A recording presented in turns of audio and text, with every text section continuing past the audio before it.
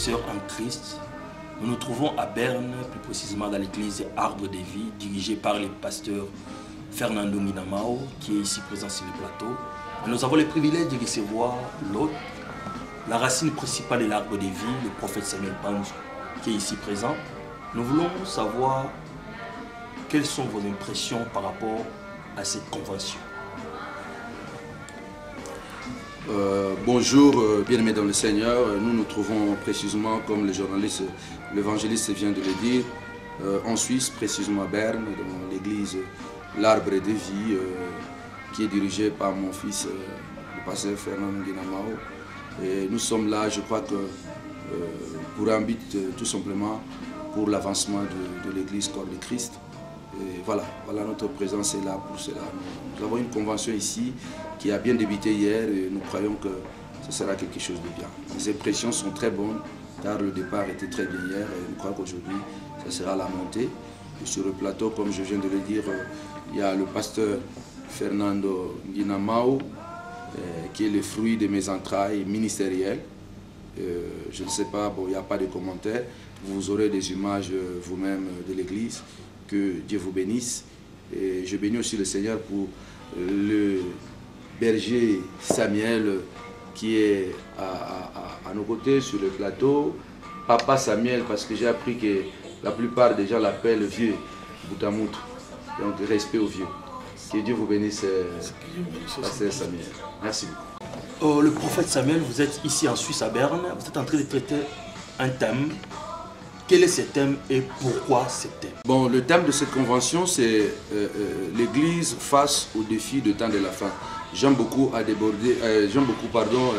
aborder le thème sur l'Église parce que l'Église, c'est la base, c'est l'appui et la colonne de la vérité. Voilà, l'Église traverse une période très difficile. Je crois que nous n'avons pas choisi ce thème, mais c'est Dieu qui nous a inspiré ce thème parce que nous savons quelles sont les conditions déplorables aujourd'hui de l'humanité et quelles sont les conditions difficiles aujourd'hui que l'Église traverse, surtout l'identité de l'Église, sa vraie authenticité est mise en cause. Et je crois que si les serviteurs de Dieu ne s'élèvent pas pour parler et affronter ce thème, ce sera une catastrophe. Donc c'est notre devoir de parler de cela. Et tout cela, nous nous sommes préparés très bien par la grâce de Dieu. Et je crois que vous aurez des images sur ce séminaire. Que Dieu vous bénisse. Nous voulons savoir aussi quelque chose. C'est un séminaire occasionnel, périodique, ou bien cela va rester un peu plus longtemps ici en Berne, en Suisse? Oui, ce n'est pas occasionnel. Comme nous l'avons dit, ce n'est pas un hasard. Parce que la Bible dit Dieu a tout fait pour un but. Dieu, c'est un Dieu de précision. Je voudrais rappeler que normalement, Dieu ne fait rien par besoin. C'est l'homme qui fait les choses par le besoin. Mais Dieu a tout fait et il a fait toutes choses par un choix. Donc Dieu, ce n'est pas un Dieu de besoin, mais c'est un Dieu de choix. Parce que le choix, c'est un exercice du pouvoir, c'est un exercice de la liberté. Et je crois que c'est Dieu qui a choisi ce thème, c'est Dieu qui a choisi cette convention. Et il nous a dit que ce serait une convention qui sera comme une plateforme pour la formation des serviteurs de Dieu. Nous sommes là pour aider les églises Corps de Christ. Et ce sera 2 fois par année, au mois de juin et au mois de novembre. Et ça, c'est le début. Et je crois qu'au mois de novembre, ça sera plutôt une école du ministère qui sera un peu plus, on entrera plus dans les détails.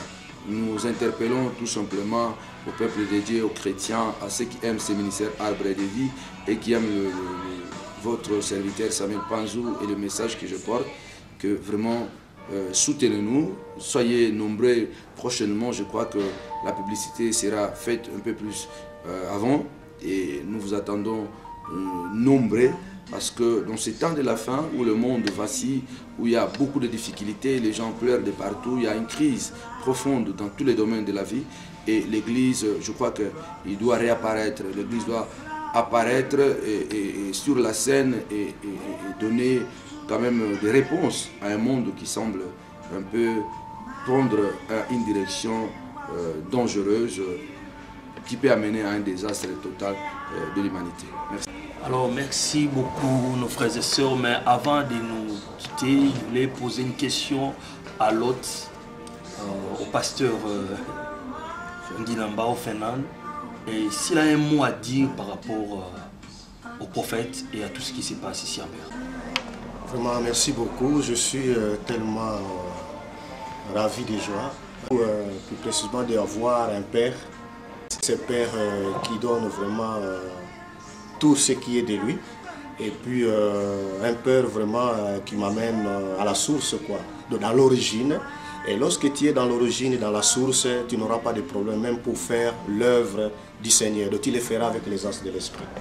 Et raison pour laquelle nous n'avons pas vraiment beaucoup à dire, mais c'est que pour vous communiquer, lorsque nous aurions des produits, donc ce que vont produire avec ce que vous voyez, les images, bien sûr, donc nous aurons à vous distribuer et vous serez aussi plus bénis, parce que nous sommes déjà bénis depuis hier et nous les serions jusqu'à la fin et jusqu'à ce que le Seigneur nous revienne.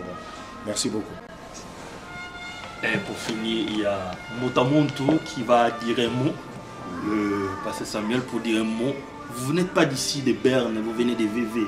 Mais pourquoi quitter VV jusqu'en Berne pour quelqu'un qui vient de l'Italie à Milan? Pourquoi vous êtes venu ici? Merci l'évangéliste. Si je suis venu ici parce que je connais déjà le prophète Banjou et j'aime bien ses enseignements. Et quand j'ai reçu l'invitation, ça m'a beaucoup intéressé de venir aussi apprendre. Même si on est des médecins, les médecins apprennent toujours. C'est pour ça que je suis aussi venu pour apprendre, parce que ce sont nos aînés dans la parole de Dieu et ils ont quelque chose toujours à apporter pour l'Église de Dieu. Que Dieu vous bénisse. Merci bien-aimés dans le Seigneur, nous sommes à la fin de ces moments. Et ce que je voulais seulement dire, ça sont les paroles, mais suivez les images, vous allez voir l'impact de la parole de Dieu. Que le Seigneur vous bénisse.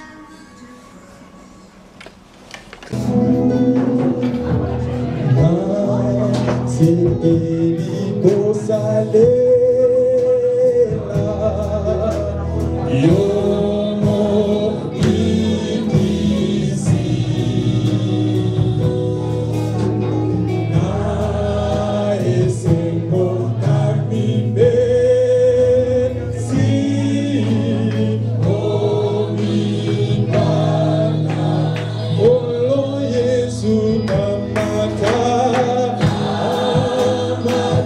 monte,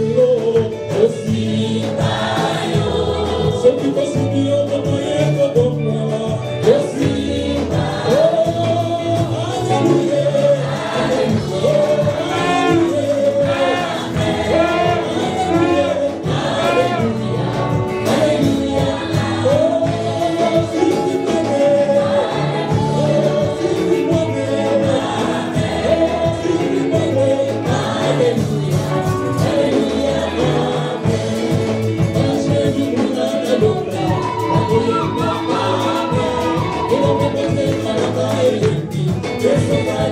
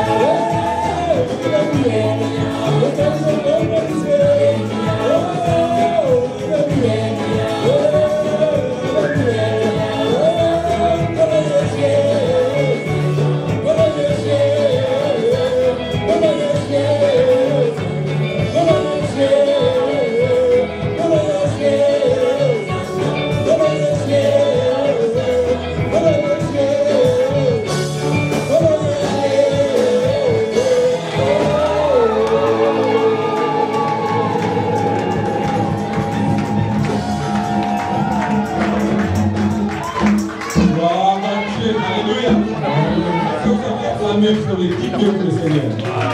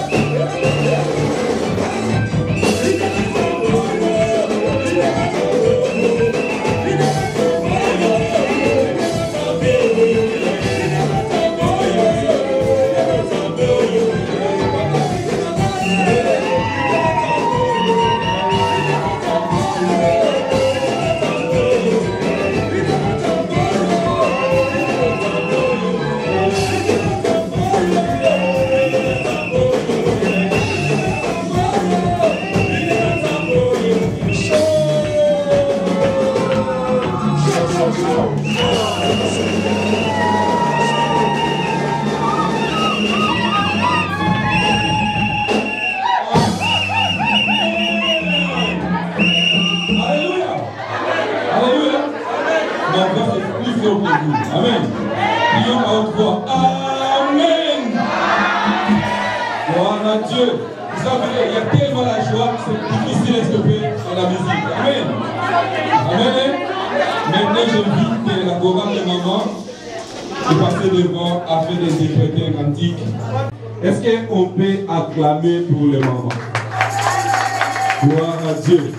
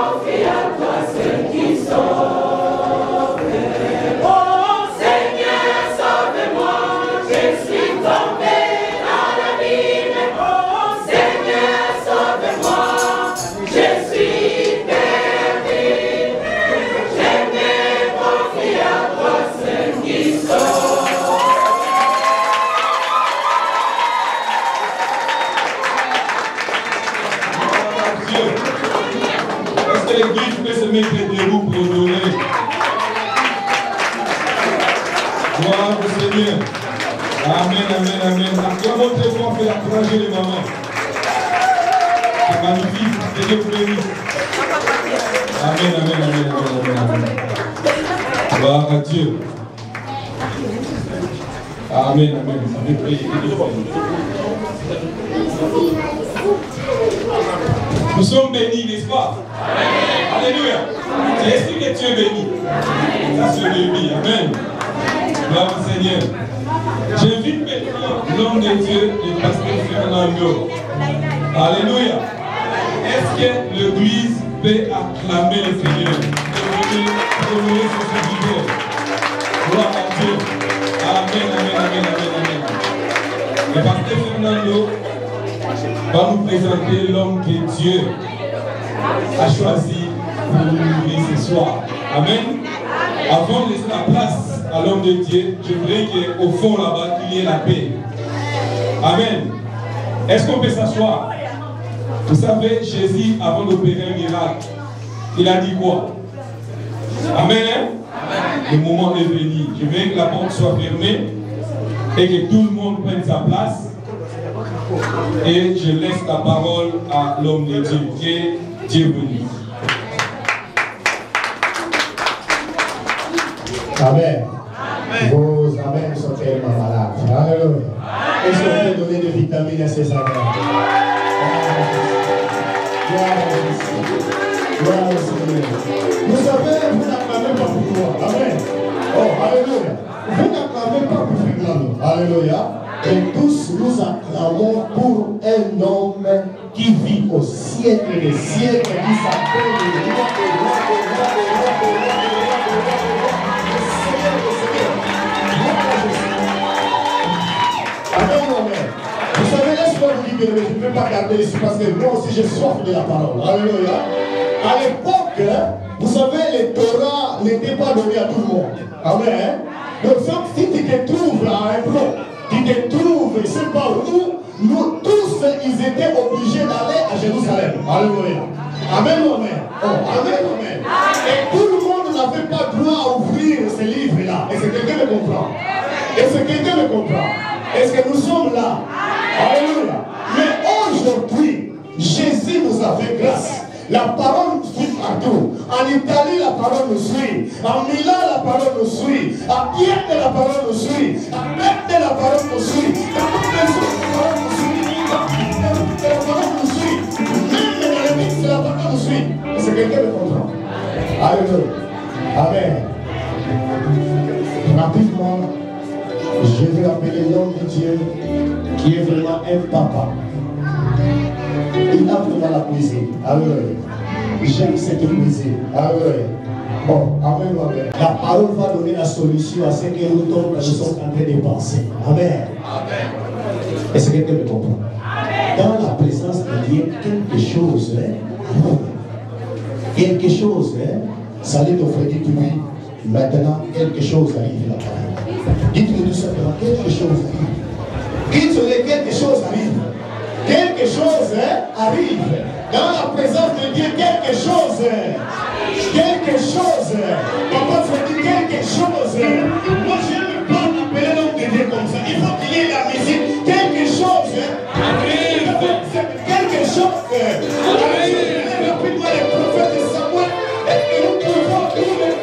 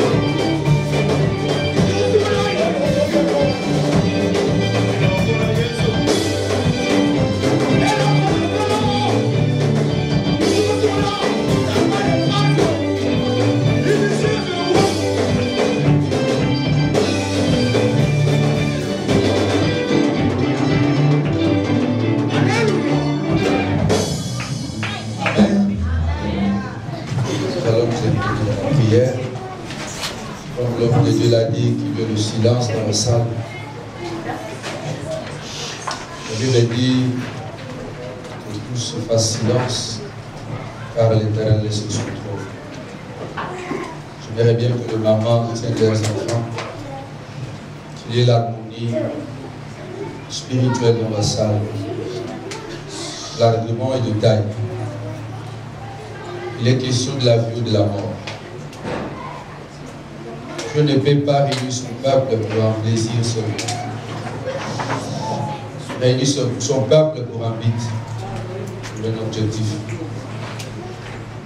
Tu vas rester calme. Seigneur, nous te laissons la place ce soir. Nous avons besoin de toi.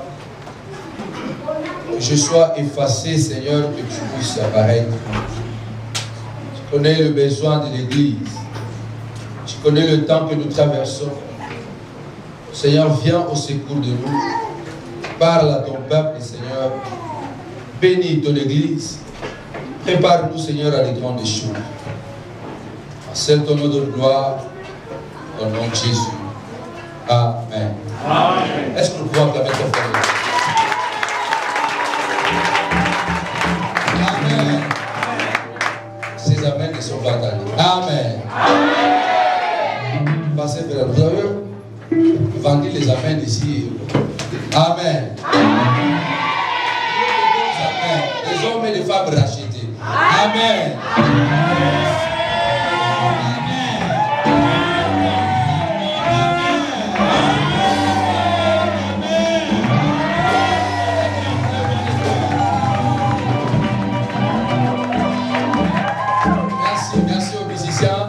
Nous allons courir derrière la montre puisque le temps file. C'est un séminaire. Nous avons voulu prendre le temps. Nous voulons prendre le temps de la parole de Dieu. Si vous avez votre cahier, prenez votre cahier. Nous allons essayer d'enseigner la parole. Puisque la Bible dit au commencement était la parole était avec Dieu et la parole était Dieu. Amen. Vous savez, j'aime toujours dire que la vie sur terre c'est un voyage. Un voyage qui prendra fin un jour. Quel que soit le temps que vous allez rester sur cette terre, sachez-le bien, un jour vous partirez. Alléluia. Et nous nous préparons toujours parce que il y a des probabilités.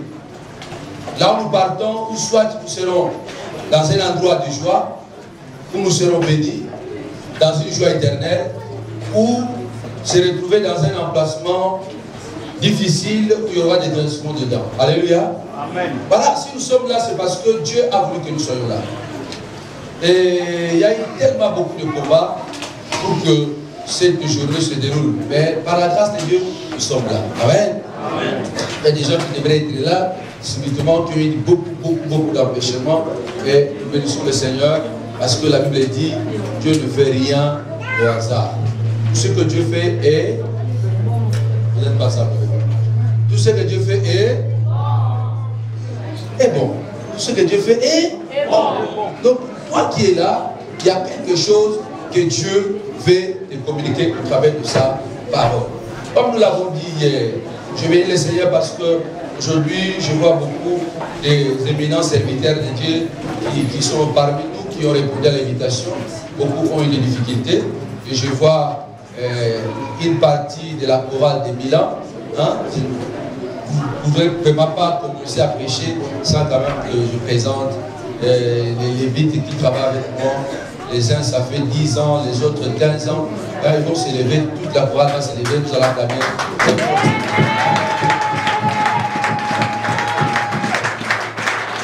Ce n'est même pas la moitié de la chorale. Merci mes enfants, vous avez répondu à l'appel et vous êtes dans la maison de votre Père. Amen. Amen. Et puis derrière là-bas, il y a une femme, ça fait 17 ans qu'elle est avec moi, une femme qui a une histoire. Un jour, nous allons la raconter. Parce que quand on parle de la sorcellerie, de la magie, le maraboutage, ça existe réellement. C'est une femme qui est morte 2 fois dans mes mains. Et l'histoire est très longue et difficile à expliquer. Parce que c'est extraordinaire ce que Dieu peut faire. Amen. Amen. Et un jour, elle va témoigner. Vous savez, c'est quelque chose qui s'est déroulé, ça fait presque disons comme ça, mais on ne l'a jamais témoigné. Tellement que c'était fort. Mais le Seigneur, par sa grâce, est là encore parmi nous. Mais la personne, sa propre maman qu'il avait tué déjà au pays, là-bas au Cameroun, on avait gorgé déjà le mouton, et on la racontera un jour cette histoire.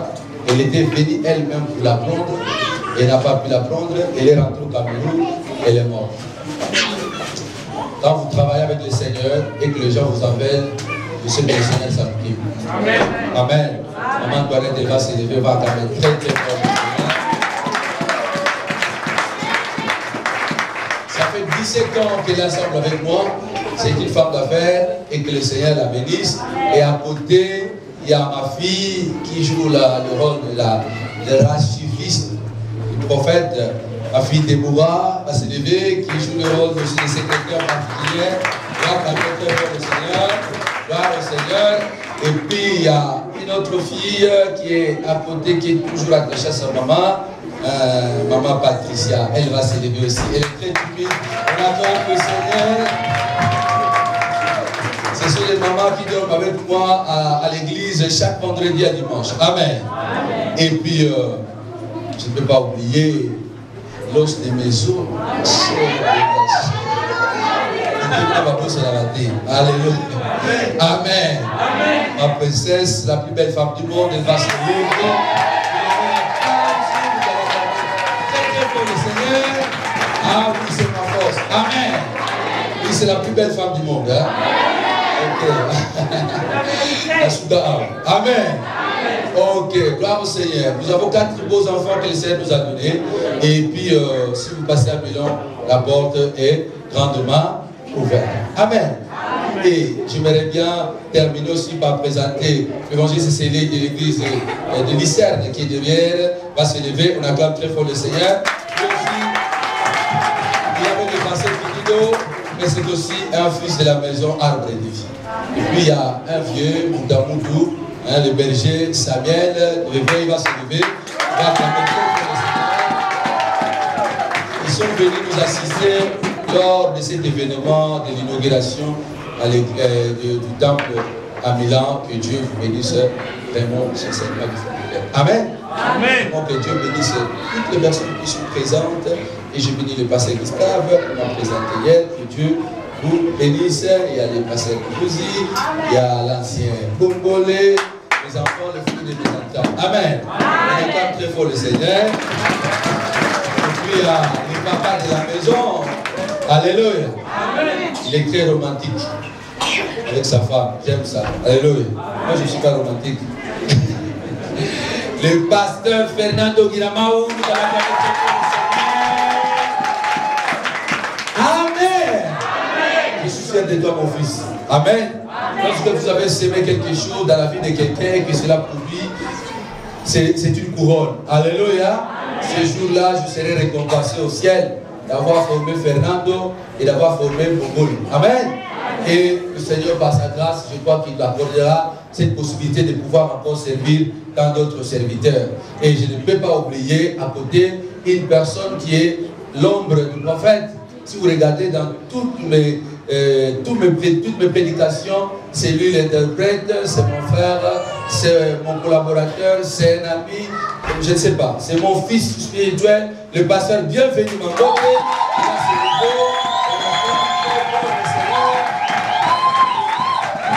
Amen. Bientôt 18 ans, on est ensemble.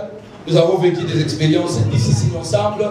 L'église a commencé dans sa maison quand vous allez à Milan. Donc jusqu'à aujourd'hui, nous sommes ensemble. Amen. C'est très important quelquefois d'avoir des relations comme ça qui restent dans le temps. Parce que souvent, il est très difficile qu'on reste ensemble. Ce que j'aimerais bien dire à l'église, comme nous l'avons introduit, que l'enjeu est de taille. Parce que notre thème que nous abordons, c'est trop fort, c'est fort. Le thème que nous abordons, c'est l'église face. Ah, voyez. Vous savez, ça c'est pas une croisade, c'est un séminaire. Amen. À la fin, peut-être que nous allons essayer un peu de courir. Mais j'aimerais bien que cela reste. Il est très important, lorsque, vous savez, aujourd'hui le problème c'est quoi? Nous accumulons séminaire après séminaire, nous accumulons connaissance après connaissance. de la parole de Dieu. Mais une connaissance superficielle de la raison ne produira jamais la vie de Dieu. Nous pouvons accueillir beaucoup de connaissances de la parole de Dieu. Mais si cette connaissance n'est pas par rapport à la foi, cette connaissance ne produira jamais la vie de Dieu. C'est pourquoi, étant ici, j'aimerais bien que tu puisses profiter. Parce que les choses dont nous partageons ici, ce n'est pas des légendes, mais c'est la vérité. Est-ce que tu peux dire amen? Amen. Les choses que nous partageons ici, c'est de la vérité. Oui, l'Église face aux problématiques du temps de la fin. J'aimerais bien quand même, avant d'introduire, d'entrer dans le vif des sujets, d'introduire quelque chose qui est comme un préambule ou avant-propos de notre sujet du jour. Il est toujours très important d'amener l'auditoire, les gens qui écoutent, à une bonne compréhension. J'aime bien quand je prêche la parole de Dieu, que cette parole soit très bien comprise. Amen. Amen. Je ne vais pas prêcher pour impressionner, je ne vais pas prêcher pour que les gens voient que je prêche, mais ma première préoccupation, que cette parole que j'annonce, elle doit rester. Alléluia. Que cette parole soit vraiment ancrée dans vos cœurs. Nous allons ouvrir la parole de Dieu rapidement dans le livre de Luc au chapitre 2, verset 51. Vous savez, il est très très important de comprendre la pensée de Dieu. Je me suis fait aider parce que nous allons courir. Je vais demander tout simplement, lorsque je vais, puisque c'est un séminaire, je vais lire en lisant rapidement, et puis je vais prêcher, je vais enseigner, je vais expliquer. Si vous n'écrivez pas, ce n'est pas un problème. Il y a des DVD qui seront sortis. Dans cela, vous pouvez aussi contribuer pour l'avancement de l'œuvre de Dieu. La maman va nous lire dans Luc chapitre 2, verset 58. Je lis au nom de Jésus. Amen. Et Jésus croissait en sagesse, en stature et en grâce, devant Dieu et devant les hommes. Amen. Dites Amen. Amen. Encore Amen 3 fois. Amen. Oui, la Bible nous dit ici, Jésus grandissait en 3 dimensions.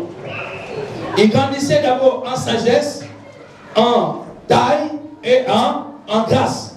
Mais le premier domaine, c'était la sagesse. Pourquoi? Parce que la sagesse, c'est cette capacité d'intuition qui nous permet de bien interpréter les événements et les circonstances, discerner les choses et trouver des réponses avec habilité. Il est très important de comprendre que par manque de sagesse, nous n'irons nulle part. La Bible dit que c'est par la sagesse que Dieu a fondé la terre. Nous avons besoin de la sagesse pour la compréhension des choses de Dieu. La Bible dit qu'il était Dieu, étant dans la chair, mais il a dit grandir. L'Église a besoin de la maturité. L'Église a besoin de la croissance. L'Église a besoin de capacités spirituelles afin qu'elle puisse faire face à ces problématiques. La Bible dit que Jésus étant Dieu, mais puisqu'il était né dans la chair comme toi et moi, il a dû aussi subir ce processus de la croissance. La Bible dit qu'il grandissait en sagesse, en stature et en grâce. Je dis que la sagesse, ça c'est mon interprétation, que la sagesse c'est cette capacité d'intuition que Dieu nous donne afin que nous puissions interpréter les circonstances et les événements, discerner les choses pour en tirer ou donner des réponses avec beaucoup d'habilité. Souvent dans le monde on dit quoi? L'intelligence calcule, mais la sagesse fait la synthèse. Ce que l'intelligence fait comprendre après plusieurs années ou après plusieurs heures, la sagesse peut comprendre cela à une fraction de seconde. Est-ce que je parle avec elle? L'intelligence calcule, mais la sagesse fait la synthèse. Si nous voulons servir Dieu, nous avons besoin de la sagesse. Parce qu'il y a des choses où nous n'avons pas le temps à perdre. Le monde dans cet état aujourd'hui a besoin de la sagesse de l'Église. Parce que le monde a besoin urgent de réponses. Parce que nous vivons dans une période très difficile. Il y a beaucoup plus de questions que de réponses aujourd'hui. C'est un monde aujourd'hui de questions plutôt que de réponses. Il y a une famille, nous allons lire ça rapidement. Oui, en 1 Chronique 12, 33. C'était la famille d'Isaacar en Israël. La Bible déclare ceci: cette famille avait la capacité, le discernement de temps afin de comprendre ce que Israël devait faire. il est très important d'avoir que l'Église entre dans la sagesse de Dieu. La Bible dit clair, lisez rapidement. 1 Chronique 12, 33. Là, je suis en train d'introduire rapidement mon texte. Nous appuierons 50 000 en étant d'aller à l'armée, munis pour le combat de toutes les armes de guerre, et prêts à livrer bataille d'un cœur résolu. La Bible dit, non, je n'avais pas terminé. Des fils d'Issachar qui savaient discerner le temps pour comprendre ce que devait faire Israël, 200 chefs et tous les frères sans leur ordre. Nous pouvons nous arrêter à maman, merci. La Bible dit les fils d'Issachar, ils avaient le discernement de temps pour savoir exactement ce que Israël devait faire. Est-ce que l'Église est dans le discernement pour savoir ce que le monde doit faire aujourd'hui? L'Église doit entrer dans la sagesse de Dieu. Comme je l'ai dit, là où l'intelligence fait des calculs, la sagesse fait la synthèse. Mais comment nous pouvons acquérir cette sagesse? La sagesse vient, d'abord, elle vient par l'observation. Si nous ne sommes pas capables d'observer, nous ne serons pas sages. La sagesse vient par l'expérience. La sagesse vient par la réflexion. Nous allons voir que beaucoup de chrétiens aujourd'hui, ils utilisent plutôt les sentiments que la réflexion. Les sentiments se trouvent dans l'âme, mais la réflexion c'est un domaine de l'esprit. Les choses qui se trouvent dans l'âme s'évaporent rapidement. C'est pourquoi vous voyez que quand vous êtes à l'église, vous avez la foi. Mais dès que vous sortez ici, la foi est partie. Pourquoi? Parce que c'est une foi qui est posée dans le sentiment. Alléluia, amen. Comment c'était aujourd'hui la prédication? Elle était belle prédication. Ça s'arrête là. Mais elle n'a pas la vie en vous. Parce qu'aujourd'hui l'église a abandonné la réflexion. Donc si nous voulons être sages, nous voulons commencer à apprendre à observer tout autour de nous ce qui se passe. Il y a beaucoup de foyers qui sont détruits aujourd'hui, sauf seulement par manque de cette capacité d'observation. Ils n'ont pas l'expérience et ils ne peuvent pas prendre du temps à réfléchir. Parce que la réflexion, c'est un travail de l'esprit. On ne peut pas avancer sans la réflexion. Si aujourd'hui on parle de la philosophie, c'est parce que l'homme s'est mis à réfléchir pour chercher des solutions. Alléluia. Amen. Si l'église ne se mettra pas à réfléchir, nous allons faire des ghettos comme nous sommes là. Alléluia. Amen. Nous serons seulement nous, entre nous. Vous voyez ici, on est seulement entre nous. Ce n'est pas ça l'église que Christ nous a fait. Il a dit allez partout dans le monde et faites de toutes les nations mes disciples. Il est très important. Et la sagesse vient aussi par la pratique de la parole de Dieu. Si nous lisons, ça nous peut sauter, vous pouvez se mettre. Proverbe 9, 10, la Bible déclare, Proverbe 9, verset 10, la Bible déclare, la crainte de l'Éternel, c'est le commencement de la. Donc si quelqu'un veut être sage, il doit commencer à pratiquer la parole de Dieu. C'est la pratique, c'est cet exercice de la pratique qui va nous rendre sages. Pourquoi beaucoup de chrétiens sont dans l'église, mais quand vous les regardez, leur comportement, ils ressemblent plutôt aux sots, plutôt qu'aux sages. Ils ressemblent plutôt des insensés. Pourquoi? Parce qu'ils ne savent pas à quoi ils sont appelés. Ils ne savent même pas le Dieu qui les a appelés, quelle est sa taille, quelle est sa dimension, Donc Dieu peut faire des choses extraordinaires dans votre vie. Alors devenez seulement sage. Et j'aimerais bien dire à quelqu'un, la pratique de l'obéissance, non seulement vous donne la sagesse, mais renforce aussi votre fondement. Amen. Lorsque vous pratiquez la parole, vous devenez de plus en plus solide dans la foi. Donc la pratique de la parole vous amène à renforcement du fondement de votre vie. Donc nous devons pratiquer la parole de Dieu afin que nous puissions devenir sages. La Bible dit aussi, dans Proverbe 3, 35, les sages hériteront la gloire. Vous savez, il y a un verset qui me scandalise souvent. On dit que comme la pluie pendant l'été, et pendant la moisson, et la neige pendant l'été, ainsi la gloire ne convient pas aux oiseaux. Alléluia. La pluie pendant la moisson, et la neige pendant l'été, ainsi la gloire ne convient pas aux insensés. L'Église ne fera pas face aux problématiques du monde si elle ne deviendra pas sage, car elle manquera la gloire de Dieu. Or la Bible déclare, la gloire, elle est donnée seulement aux sages. Est-ce que je parle à quelqu'un? La pluie, toutes les pluies ne sont pas des bénédictions. La pluie de Noé était une pluie de la colère de Dieu. Quand la pluie tombe pendant la moisson, c'est une pluie de la malédiction. Parce que c'est une pluie qui vient pour abîmer la moisson. Quand la neige tombe pendant l'été, elle va se fondre rapidement parce qu'il y a la chaleur, elle ne sera pas profitable. Et la parole déclare, c'est la même chose exactement avec un insensé. Ce n'est pas bien de lui donner la gloire parce qu'il va se fondre. Est-ce que l'église elle est prête de supporter la gloire? Parce que la gloire c'est une force. La gloire c'est le poids. Est-ce que nous sommes capables de les supporter? La gloire, le poids de porter ce poids de Dieu à nous-mêmes dans nos maisons. Rapidement, comme je vais vous lire, il a été écrit que les sages écoutent et ils augmenteront son savoir. Le monde est plein des énigmes, des questions sans réponse. Maman va lire rapidement Proverbe 1, 5 à 6. Rapidement, maman. Que le sage écoute et il augmentera son savoir. Que le sage écoute et il augmentera son savoir. Êtes avec moi? L'église est avec moi. Même si vous vous croyez sage, la Bible dit écoutez la parole de Dieu et vous augmenterez votre savoir. Continue, maman. Et celui qui est intelligent acquérera de l'habilité. Celui qui est intelligent va encore acquérir quoi? L'habilité, donc la souplicité.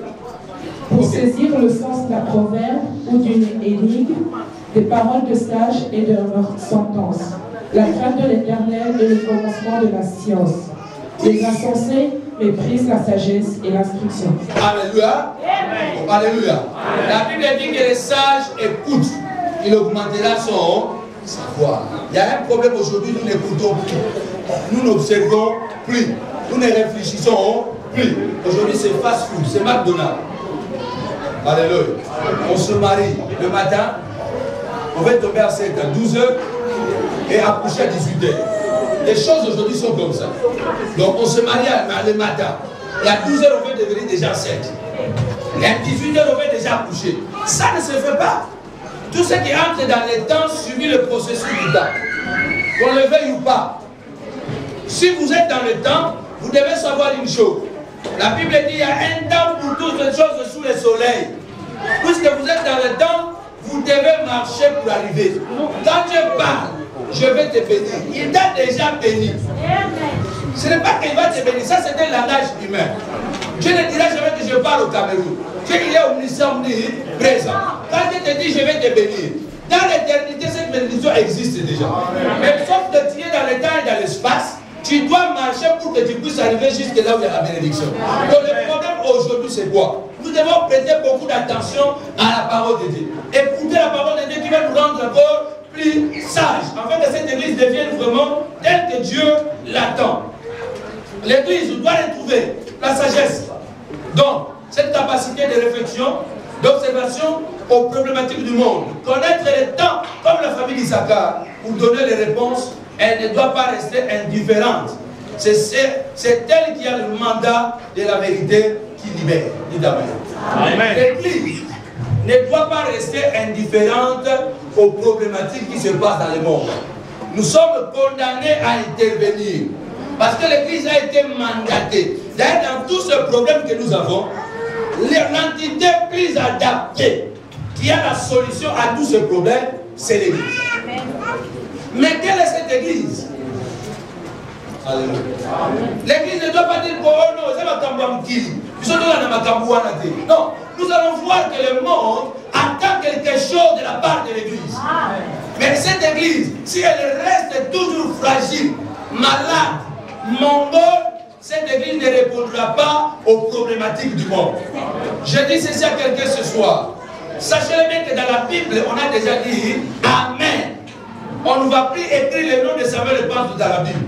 Mais je crois qu'il y a encore des pages vides, blanches, dans le livre de l'histoire. Dans le nom de Barack Obama ou de Martin Luther King, on peut aussi citer ton nom. Est-ce que je parle de Dieu? Cela veut dire que nous devons nous préparer.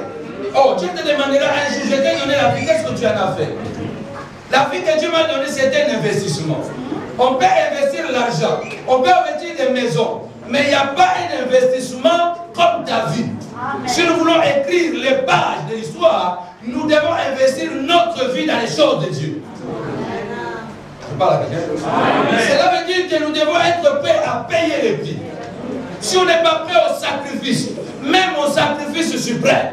Moi, je vous parle, je ne peux pas révéler tout mon secret au fond de moi. Mais moi, je crois que chaque serviteur de Dieu, déjà, on nous appelle des témoins. Un témoin, c'est un martyr.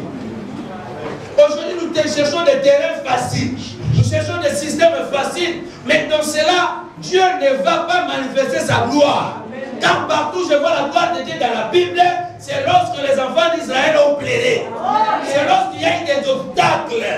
Quand vous êtes dans le désert, le problème, ce n'est pas vous. Mais le problème, c'est le désert. Parce que le désert n'a jamais vu la colonne de feu, la colonne de nuée. Mais à cause de moi dans le désert sera obligé de supporter la colonne de feu et la colonne de nuée. Qu'est-ce que je veux dire? Lorsqu'il y a des problèmes graves, lorsqu'il y a des situations difficiles, ne vous en faites pas. C'est le problème qui a problème avec moi.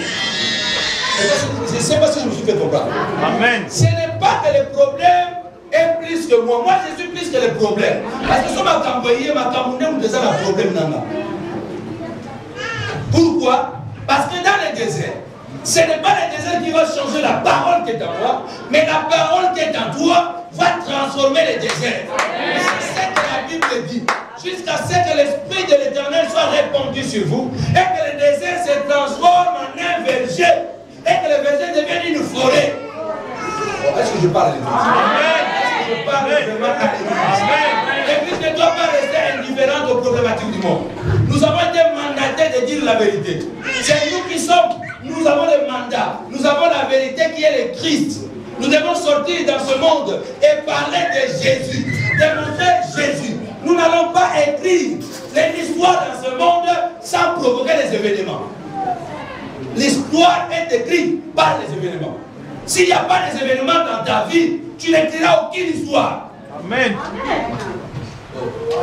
Amen. Je parle à quelqu'un. Si vous ne provoquez pas des événements, cela peut être en bien ou en mal, je ne sais pas. Mais nous voulons les provoquer en bien. Mais lorsque nous allons les provoquer en bien, les gens vont le prendre en mal. Même Jésus. Le problème était quoi? Parce qu'il est bienvenu, il a bouleversé la mentalité du monde de son époque.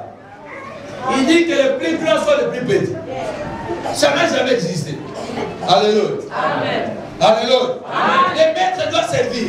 Et le monde était habitué que c'est le serviteur qui doit servir. Mais Jésus est venu, non, à partir d'aujourd'hui, celui qui veut être servi doit d'abord commencer lui-même à servir. C'est ça qui a bouleversé l'humanité.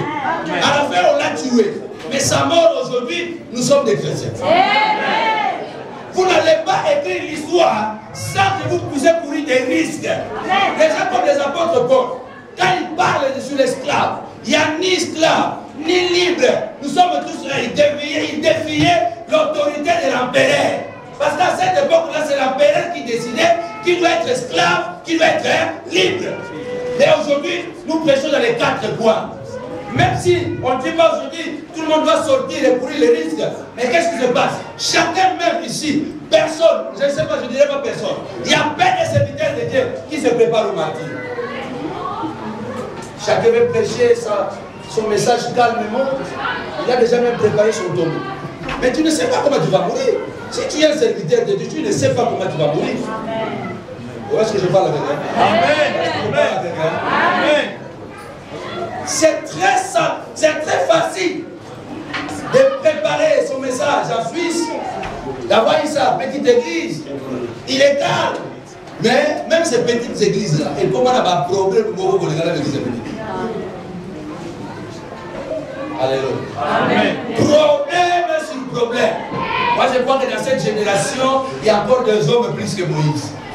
Il y a encore des hommes plus qu'Élie. Parce que Dieu n'a pas encore fini de surprendre. Ah oui. Plus les défis est grand, plus Dieu appelle des hommes capables à la taille de ces défis. L'humanité traverse un moment très délicat. Cela veut dire que Dieu nous attend. Dieu attend que nous puissions nous disposer. Vous savez, nous n'allons jamais réaliser les grandes choses avec Dieu, tant que Dieu n'a pas encore contrôlé notre volonté. Beaucoup nous faisons des choses dans les ministères, même dans la foi. C'est notre volonté.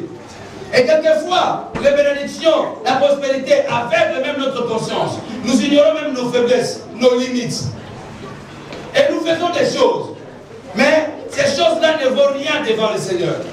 Nous n'allons jamais servir Dieu tel qu'il est, tel qu'il désire. Tant que Dieu ne va pas contrôler notre volonté. Il faut que Dieu contrôle ta volonté pour que tu fasses ta volonté. Je ne sais pas si je me fais comprendre. Amen. Tant que Dieu ne va pas contrôler ta volonté, tu seras incapable de faire sa volonté. Commençons à nous soumettre à la volonté de Dieu. Commençons à laisser à Dieu de contrôler nos maisons, de contrôler nos sentiments, de contrôler nos émotions. C'est ainsi que nous serons utiles pour les problématiques de ce monde. Le monde plaît, il a besoin de l'église. Mais l'église, qu'est-ce qu'elle fait? Nous allons voir ici, par exemple, il y a ces deux femmes, les deux prostituées. Nous n'allons pas lire parce que l'histoire est trop longue. Un roi, chapitre 3, verset 16 à 28. Nous allons voir ici encore une démonstration de la sagesse. Mais ici, qu'est-ce que je vois? Je vois qu'au point de vue théologique, c'est un scandale. Mais je prends cela par rapport à la déontologie de la prédication. Donc je prends des images, comme vous voulez, à la rhétorique. Je prends ces deux femmes, un roi, chapitre 3, verset 16 à 28. La Bible nous parle de ces deux femmes prostituées qui ont eu des enfants. Et ils habitaient dans une même maison. Comme c'est là aujourd'hui. Qu'on le veuille ou pas. Même si nous ne sommes pas de ce monde, mais nous sommes dans ce monde. Qu'on le veuille ou pas, les mêmes problèmes qui frappent l'humanité nous frappent aussi. Parce que nous sommes partis de l'humanité. Nous ne pouvons pas penser que, puisqu'on parle en langue, les problèmes ne viendront pas. Non. D'ailleurs, la Bible dit le malheur atteint souvent les justes. Et la dernière partie, c'est ce qui plaît à tout le monde. La première partie, tout le monde aime la dernière partie. Mais Dieu ne peut pas vous délivrer s'il n'y a pas la première partie. Oh, est-ce que je parle? Dieu ne peut pas vous délivrer s'il n'y a pas la première partie. Le malheur va vous atteindre. Comme cela atteint aussi les païens. Mais une chose est sûre. J'avais nous avec les païens, nous pouvons avoir les mêmes malheurs. Nous pouvons avoir les mêmes problèmes, les mêmes difficultés. Le problème c'est quoi? Ce sont les priorités. Nous avons les mêmes besoins, mais nous n'avons pas les mêmes priorités. Amen. Oh, il y a des gens qui pleurent aujourd'hui parce que leurs priorités, ils doivent apparaître. Leurs priorités, ils doivent manger. Leurs priorités, ils doivent bien s'habiller. Ce n'est pas les habits qui font la moine. Alléluia. Oh, alléluia. Ce n'est pas les habits qui font le moine. Les gens veulent faire quelque chose pour apparaître. Non. Notre priorité, ce sont les choses d'en haut. Ce sont les choses d'en haut. Que ce soit avec la veste, même en babouche, je peux prêcher la parole de Dieu sans difficulté. D'ailleurs, vous me voyez comme ça bien habillé. Et des fois, c'est rare. J'ai des problèmes. Il y a mon église qui est ici aussi. Et des fois, j'ai des problèmes avec ma femme. Il y a des moments où je reste ici, moi je ne me coiffe pas. Je ne porte pas la veste. Je vais prêcher comme ça. Parce que j'aime toujours me dire que je suis un vase de terre. Je suis un vase de terre et que je connais mes origines.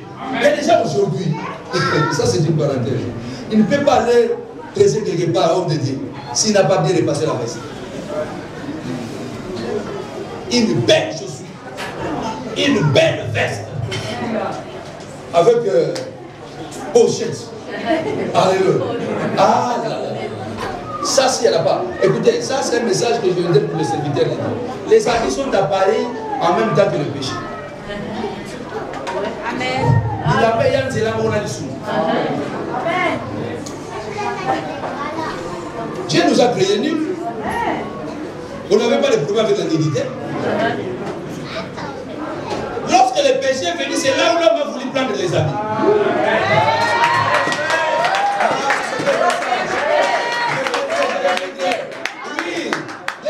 Appareil en même temps avec les sous. Donc, pour dire tout simplement, écoutez, ces deux femmes représentent le monde. Salomon peut représenter aujourd'hui l'église. Les deux femmes avaient un problème très sérieux. L'enfant de l'île est mort. Pendant qu'il dormait la nuit, elle s'est penchée sur son enfant et l'enfant est mort. Quand il se réveille comme ça, il regarde son ami qui dormait, qu'est-ce qu'elle fait? Elle change des enfants. Et le matin, se réveille comme ça. L'autre femme regarde en fait et dit non, non, non, non. Zolo et Zazola moi. Vous savez que chacun de nous connaît son enfant. Hein? Alléluia. Même si tu es ici, quand ton enfant pleure là-bas, tu vas comprendre, ah, ça c'est mon enfant. Je ne sais pas si les parents font ça. Chacun connaît son enfant. Et quand il se réveille, il dit non, mais ça, ce n'est pas mon enfant. Et l'autre femme dit non, c'est ton enfant qui est mort. Il dit jamais. Et la Bible dit qu'ils se sont présentés devant le roi. Et pendant qu'ils discutaient, c'était un problème sérieux. Ce n'est pas comme aujourd'hui où il y a ADN. Aujourd'hui, malgré même la prouesse de la science, il y a des situations qui sont toujours sans solution. Il y a des problèmes irrésolus. Mais avec la sagesse divine, vous pouvez donner la solution au monde. Je ne sais pas si je parle. Amen. Salomon a regardé ses deux femmes. Pendant qu'ils se disputaient, c'est mon fils, c'est ton fils, c'est mon fils. Qu'est-ce que Salomon dit? Donnez-moi une épée. Nous allons couper la femme en deux. Comme ça, chacun de vous va prendre sa moitié. Et la parole déclare ceci. La femme qui était la mère de l'enfant, et quelque chose a bougé au fond d'elle.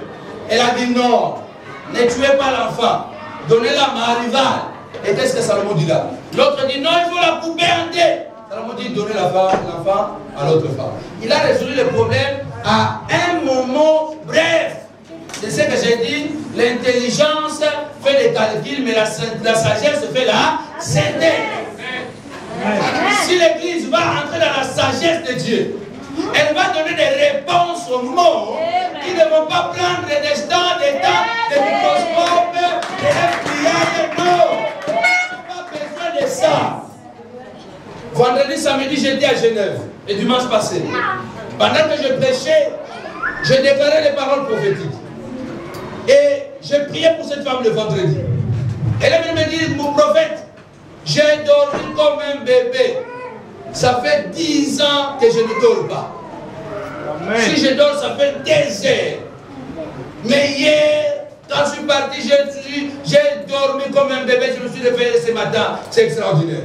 J'ai dit, le Seigneur est bon. Vous savez, vous n'allez jamais apprécier quelque chose tant que cela ne vous a pas commandé. Amen. On dit jamais au principe au semblable au lieu son nom pour faire la terre. La Bible dit celui qui est rassasié fout même au pied, même un rayon de miel. Mais celui qui a faim, il trouve d'où même ce qu'il a faim. Il y a des gens qui ont des cauchemars, ils dorment pas. Toi dormir, ce n'est pas une bénédiction, c'est comme une routine. Non, ce n'est pas une routine. Il y a des gens quand ils dorment, ça devient miracle. Il y a des gens, c'est mon va dire comme miracle. Il y a une histoire que je ne vais pas citer le nom. Une fois, il a chanté dans ses CD. Ah Seigneur, n'a pas voulu appeler Bouddha mon Bimba. Je mange aussi la chute. Tu vas télé mais là, il y a un témoignage. Bouddha mon Bimba, ça te met un début. Bouddha mon Bimba. Tout n'a pas tout n'a pas dit à vous. Dites Amen. Dites Amen. Mais c'est un témoignage.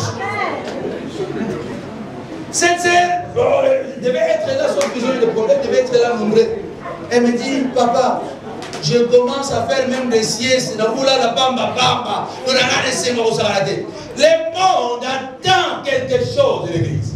Amen. Tu as quelque chose à résoudre dehors. Amen. Quelque chose qui a que l'intelligence a pris du temps pour résoudre. Toi qui arrives avec une parole prophétique, tu donnes une solution. Amen.